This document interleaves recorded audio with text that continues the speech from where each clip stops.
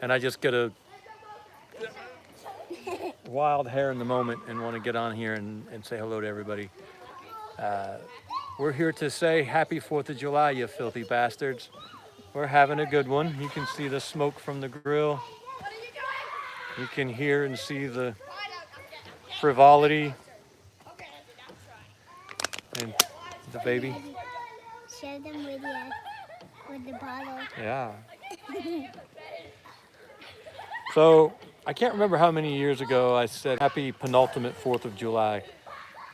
I said that it was the last 4th of July, or second to last 4th of July. I mean, I don't know that I was wrong.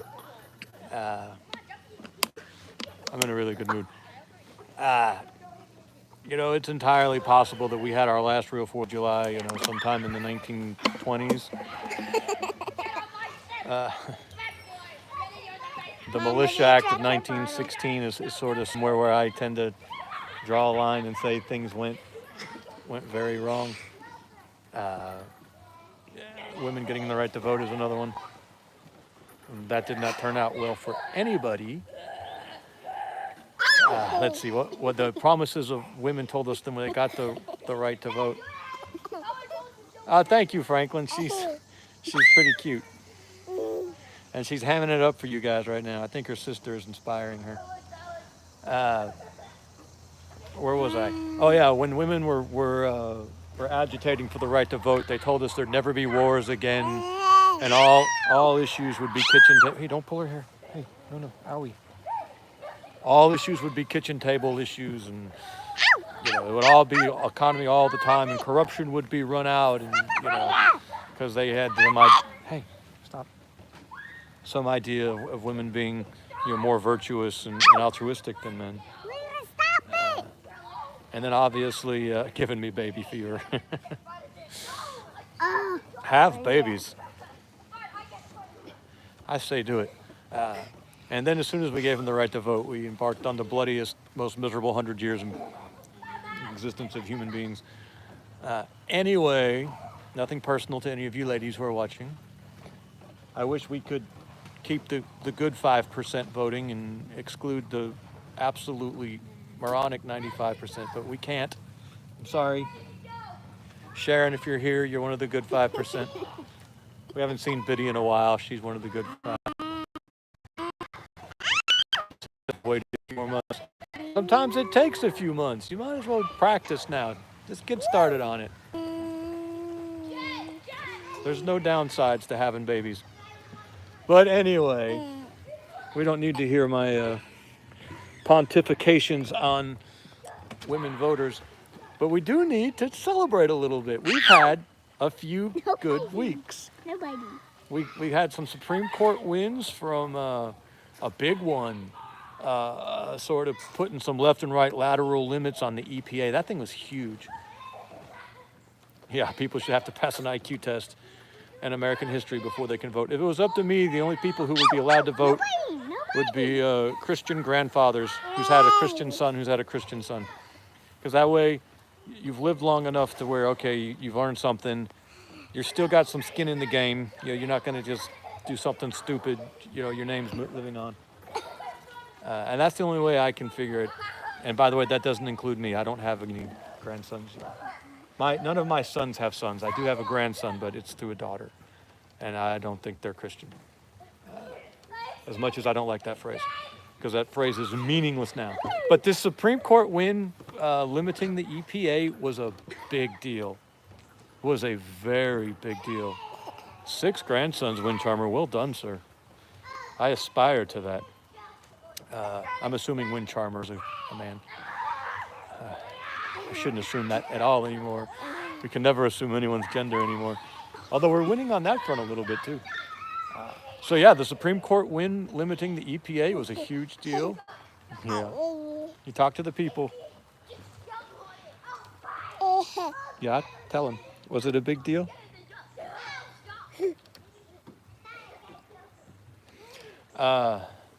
Then the Second Amendment win at the Supreme Court was a big deal, and then New York immediately turned around and passed a stupid law in record time. In the history of stupid laws, and that is a long and varied history.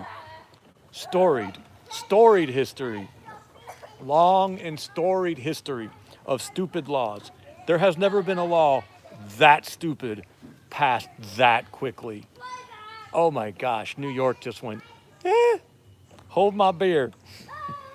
There's a law about women not being able to parachute on Sunday wearing pants. Where are you going? You want to get down there? New York's new carry law is dumber than that. There was also a law about a hippopotamus somewhere, or a moose, or so you can't shoot a moose. I don't remember what it was. There's some pretty stupid laws. Yeah, Jack, that law's going straight back to the Supreme Court. And however long it takes to get there, it shouldn't take too long. Because it's an egregiously bad bill. I mean, just like on every level. They couldn't have done anything to make sure it was going to get overturned more. So, we all talk about, I was watching a Pastor Fox live stream the other day, and I usually take everything Pastor Fox says very, very, very seriously. And he was talking about the Republic is dead, and I agree with him, the Republic is dead. Like I said, we may have died all the way back in 1916. When was the Federal Reserve? Was that 1912? Could have been 1912 when we died as the Republic we were. Certainly by the New Deal, though, we were done. But boy, just some optimism in the air right now. It feels like the tide has turned a little bit on this transgenderism horseshit. I mean, it's got to turn on so many things before, that's the extreme, But it feels like maybe we found a limit to the craziness. I don't know, but 1913, I think that's the Federal Reserve Act of 1913, I guess is what they're telling me. Thank you, what that was. I'm not on the laptop. I can't see comments that well. Hey, Dean, how you doing? What's bullshit? What'd I do? Damn, Dean. Hi, Aiden here. How you doing, sir? Yeah, so they met at Jekyll Island to do the Federal Reserve, and I guess the meeting. Oh, not you. The meeting was in 1912, but I guess maybe they passed the law in 1913. But yeah, 1912, The Beast from Jekyll Island or whatever it was, a great book. You should read it. It was a dark, dark day in the history of the Republic. However, and that was the culmination. That's what Alexander Hamilton was trying to get done way back in the immediate aftermath of the Revolution.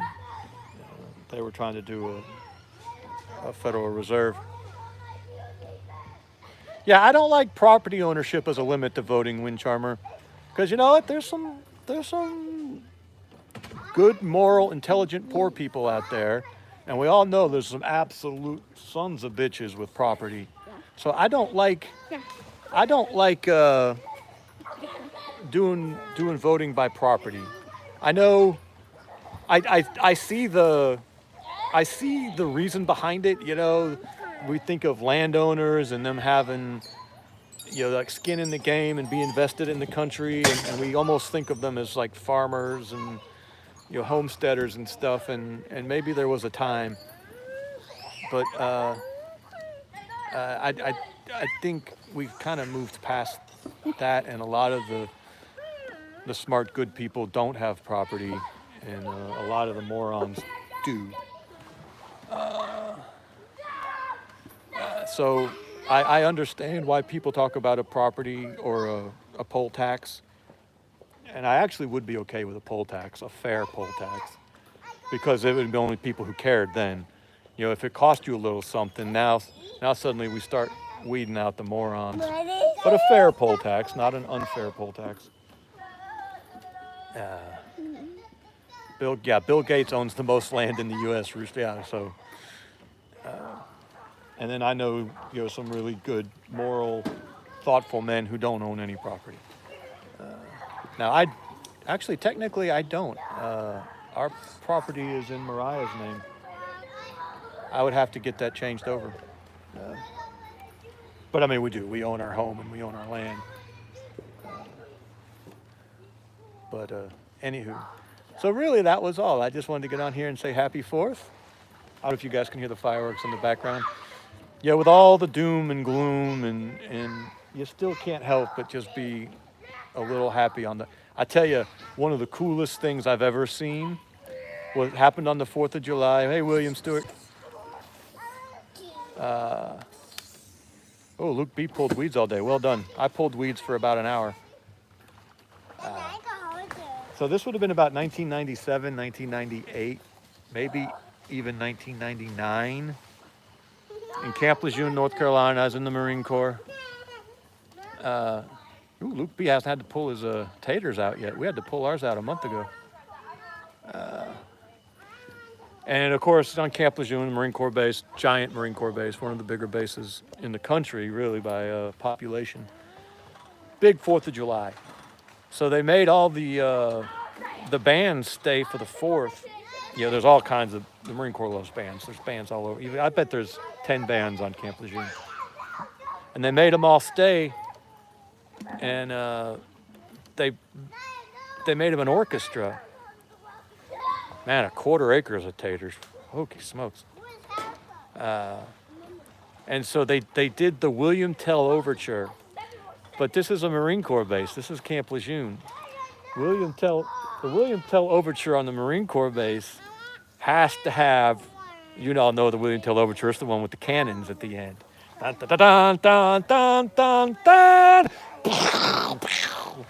So the William Tell Overture on Camp Lejeune had real cannons at the end. They pulled out some old 88 millimeter. They had these 88 millimeters they kept for ceremonial stuff. Whenever they do really big 21 gun salutes. Oh, 1812 Wind Charmer. You're right. I'm sorry. The William Tell Overture is the Lone Ranger. I'm sorry. I'm stupid. I'm about to get fact checked. They're going to put a warning banner on this. Anyway, the 1812 Overture, they pulled out these old 88 millimeter cannons. They were real cannons. I mean, they used them in the Korean War and everything. These things had seen, yeah, that was stupid. Seen combat in Korea. But they did have ceremony, those 21 gun salute charges in them. But still, I mean, they were right there. Yeah, Navy knows. And it comes to the end of that 1812 Overture, and those cannons start going off. And man, it was amazing. Just all car alarms were going off. Building alarms were going off. Someone told me that they broke some windows in one of the buildings nearby. There's this big parade ground in the middle of Camp Lejeune, if any of you have ever been there. If you go in the base, it's the first thing you kind of get. You pass this was in the late 90s. I'm sure a lot's changed since then. But as soon as you kind of came in the main base area, you know, I think the movie theater was on your right and the library was on your left. And then there's this big parade deck. It's huge. And it was just covered over. And then so they've got the cannons going off, the orchestra's going, and then they start doing fireworks. It was amazing. That was the best 4th of July display. I don't think you could see a better one. I don't know how or where, but with real blooded cannons, you know, with the stirring music of a Marine Corps orchestra, which is not a thing. You know, the Marine Corps bands are all brass bands, marching bands. Hey, Hasdrubal. Thank you, sir. I won't tell you happy 4th of July since it doesn't mean as much to you over there in Ireland, but we do appreciate it. By the way, I'm sorry I missed a bunch of comments. I can't see them on the phone. I can only see the I can see them for a second. They come up and then, thank you for being life. And then they go away. So if I don't actually see the comment right then, so if I get on a tear, and I miss you. Wow, still no flowers on Luke's taters. If I missed your comment, I apologize. If you want me to see it, do it a couple times. But anywho, so there you go. Just in a good mood and wanted to share a few minutes of it with you men. You look like a person I saw in a Vice documentary. I wish, Jonathan Rogers. I'm assuming you mean the one Pastor Fox did. And Bear and Pastor Fox were on that one. A little bit of me was kind of on there. On that documentary, Pastor Fox says something about, you know, we're trying to be Amish with guns. I gave him that line. So that was my contribution to that documentary. But I'm a little too far away from them and not quite in the inner circle. Y'all want to see the... Oops. It's a good hard-working... No, I didn't. I'm sorry. I did. That's a good hard-working woman right there.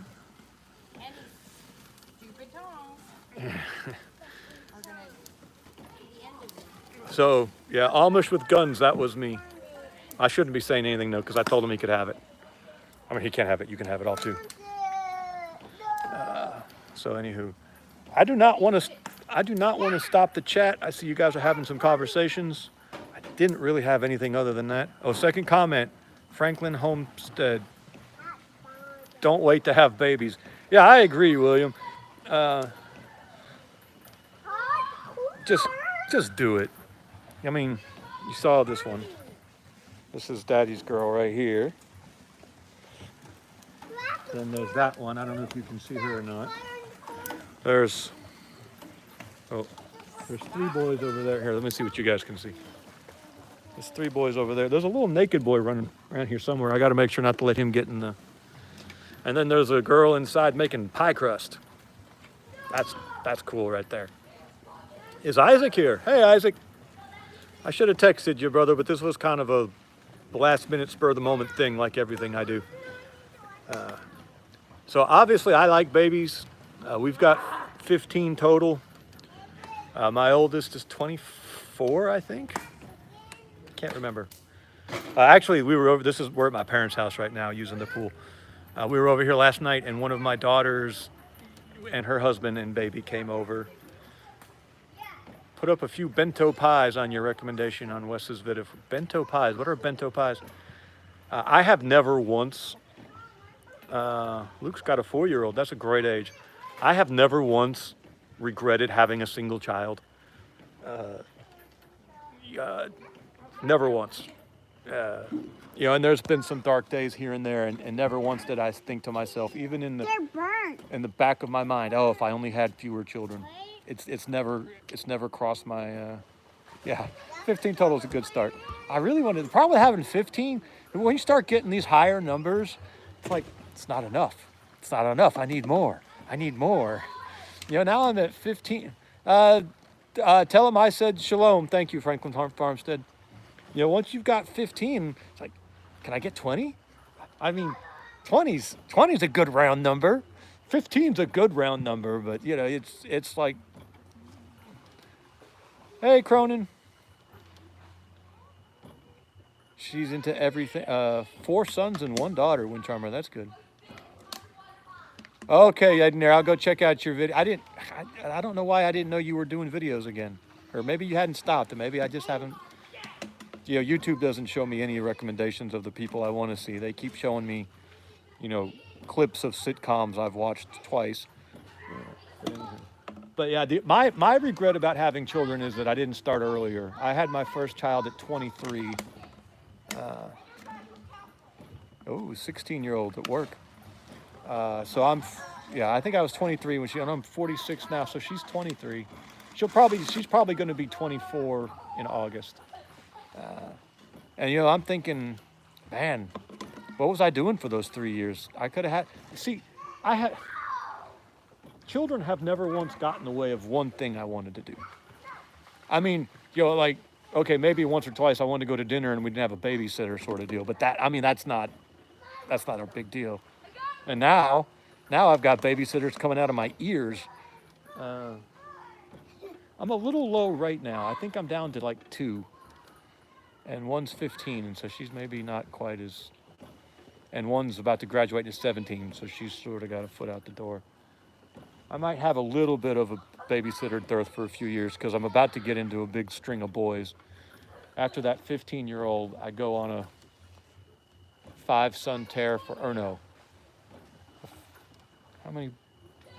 I can't remember how many boys there are between the 15-year-old girl and this girl.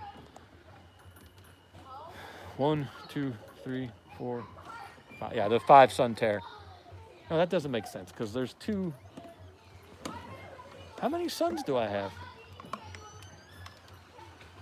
Okay, J, Z, Z, H. Okay, so there's 4 boys between the 15-year-old girl and this one. And then there's Naked Boy. Yeah, we won't show you Naked Boy for obvious reasons. Uh, but but never once have I ever thought, man, if I just waited or I didn't. I mean, it's just nonstop. I would almost go so far as to say nonstop fun. Maybe that's not the best. But if anyone asks me, I tell them, you know, there's that old saying, happy life, happy wife. Hey, Anarchy Television. No, it's pregnant wife, happy life. Because they're in a great mood most of the time. The first 3 months can be a little weird if it's a boy. That's my observation, that the first 3 months of a boy's pregnancy, the hormones are a little. No, but after that, they're in a great mood. Certain things become more frequent. Certain things become bigger. There's just no downside. I don't know why more men don't. Well, you know, and I have to try to remember, William Stewart just said something, and I have to try to remember to be sensitive to that. He talked about fertility issues. And, you know, you look at, you know, obviously I see everything through the lens of my religion. And when I look at my scriptures, I see fertility issues in a lot of really holy, righteous heroes of the faith. You know, Abraham and Sarah had fertility issues, and Rachel and Jacob had fertility issues, Isaac and Rebecca had something weird going on there. They only had 2 kids. And you get up to Zachariah and Elizabeth in the New Testament, and what was that woman's name? Was it Hannah? Who kept going to the temple, or it wasn't the tabernacle, begging for a child, and God finally gives her one, and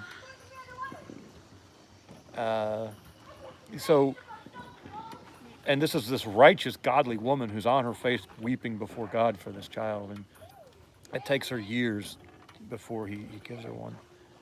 And then I see me, you know, jackass me, with a failed marriage and a child out of wedlock, and God just keeps blessing me over and over and over and over and over. And maybe it's my consolation prize for being a moron.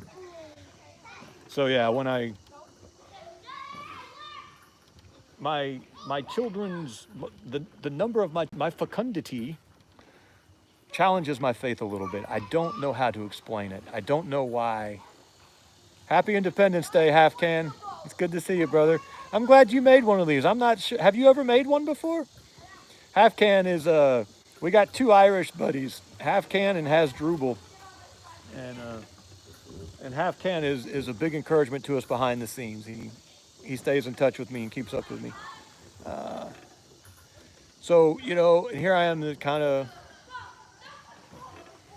irresponsible in some of the areas of my life, and I keep getting blessed beyond measure, and I can't really explain it. And so when I hear stories about Franklin Homesteads and wind charmers, was it wind charmer? No, it was William Stewart. I'm sorry, William Stewart, who you know will open up and be honest with us about these things that I can't understand and I can't put into context. It's Ireland loves America, and America loves Ireland. You know, it's hard for me to really articulate why these things are. I don't know.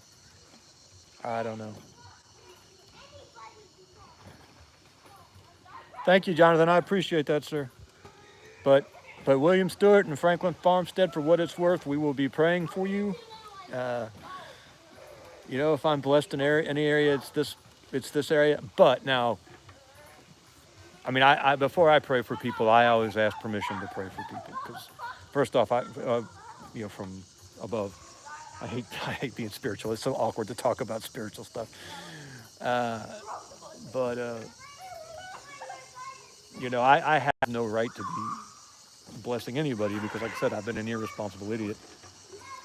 So I always try to get permission to see if I can give a blessing. And those times when I can, it's very, very meaningful to me. But anyway, I will say this. I felt led from a very young age not to use birth control. And I fell down on that a few times over the years. Really only once. There was one period. I missed that hazard. It looked like your brother and sister-in-law were told there was nothing to be done, no chance. I didn't see the end of it. When Mariah and I first got married, we were both coming out of periods of our life where we had not been responsible. And so we thought we were going to try to be responsible. And so we used birth control briefly for about 6 months. And then by the grace of God, we swiftly got off of it. And, hey, Rat, how you doing, sir? And then we're blessed with the oldest of one of those over there who really is a good boy. And I was hard on him yesterday, and I need to be nice to him today because he did something boneheaded, but boys will do boneheaded things. But anywho. So anyway, if I sound like I'm exalting in my children, I am a little bit exalting in my children. But I'm doing it with a humility, with a recognition that it's a blessing I don't deserve. And that there are some wonderful, good, godly people out there like Zachariah and Elizabeth, like Sarah and Abraham and Jacob. And that Rachel was a little weird. If you go back and read the stories about that Rachel, she was just a little off. Leah really was the prize in that relationship. But then that Hannah, I believe it was Hannah. Someone correct me if I'm wrong. That was just a godly woman. And, it took years. And as far as we know, she only had that one child. And she gave him up like that. Like as soon as she weaned him, she took him back to the tabernacle. Hey, Mark. Hey, Tactical Homestead. I will wrap this up.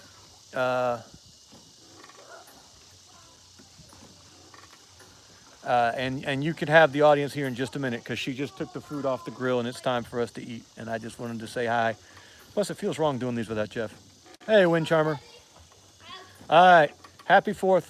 Everyone, we appreciate you so much. You've been such an encouragement to us, and we enjoy the interactions with you guys. Happy 4th of July. It's a day for celebration.